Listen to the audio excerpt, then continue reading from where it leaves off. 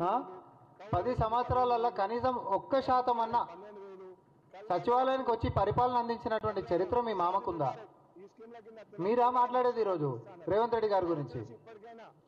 ఆయన పొద్దుననే 8 గంటలకి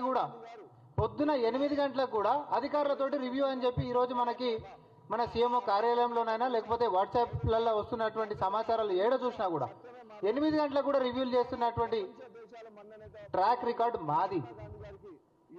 నిరంతరం ప్రజల గురించి ప్రజల మధ్యలో తిరుగుతున్నటువంటి ట్రాక్ రికార్డు మాది.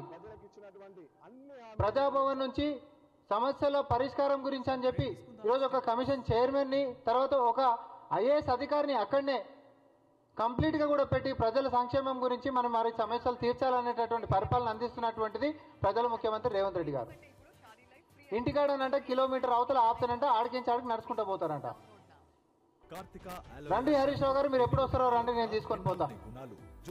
ఈ రోజు నియోజకవర్గంలో ఉంటున్నటువంటి క్షేత్రస్థాయి కార్యకర్తల కాడికి మొదలు పెట్టుకుంటే క్షేత్రస్థాయిలో ఉంటున్నటువంటి సమస్యలు పట్టుకొని వస్తున్నటువంటి వాళ్ళని కూడా మరి ముఖ్యమంత్రి గారు కలుస్తున్నటువంటిది మీ కళ్ళకు కనిపించకపోతే అది మా ప్రాబ్లం కాదు, అది మీ ప్రాబ్లం.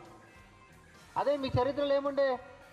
ప్రగతి భవన్ కాడ గంటల కొద్దీ ఉద్యమకారులైనటువంటి గద్దర్ లాంటి పెద్ద మనుషులని ఎండల కూర్చోబెట్టిపించి వెనుదిరిపించినటువంటి మీ చరిత్ర. మీ కేబినెట్ మంత్రులను కూడా కాన్వాయ్ అడిగితే గంటల కొద్దీ వెయిట్ చేసి మళ్ళీ యూటర్న్ తీసుకొని పోయినటువంటి చరిత్ర మీది. గడిలలో ఉండి రాజుల లెక్క ఫీల్ అయిపోయి ప్రజలకు అందుబాటులో లేక కనీసం ప్రజలకి రాకుండా పాలనను అందించినటువంటి మీరు ఆఖరికి ఈ రోజు కూడా చెప్తా ఉన్నా, ప్రతిపక్షం హోదా ఇస్తే ప్రతిపక్ష నాయకుడు లెక్క కనీసం అసెంబ్లీకి రానటువంటి మీ మామ ఈరోజు గడిల గురించి మీరు ప్రజల గురించి పరిపాలన గురించి మాట్లాడితే హాస్యాస్పదంగా ఉంది. హరీష్ రావు గారు, నీవు ఎన్ని వందల ఎకరాలు నార్మల్ ఒక పొలం చుట్టూ కడీలు పెడతాం మనం, కడీలు ఎట్లయితే పెడతామో పోలీసు వాళ్ళని కడీలు పెట్టినట్టు పెట్టిండు.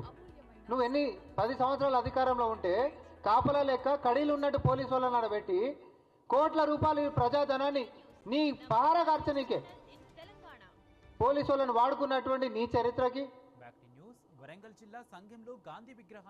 గడీలను కూడా ప్రజాభవన్లను చేసి సమస్యల పరిష్కారం కోసం పాలనను అందించేటటువంటి విధానాన్ని తీసుకొచ్చినటువంటి రేవంత్ రెడ్డి గారికి చాలా తేడా ఉంది. హరీష్ రావు గారు, ప్రపంచంలో ఏ మూల ఏ క్షణం ఏం జరుగుతుందో వేగంగా తెలుసుకోవడానికి తొలి వెలుగు వాట్సాప్ ఛానల్ ని ఫాలో చేయండి.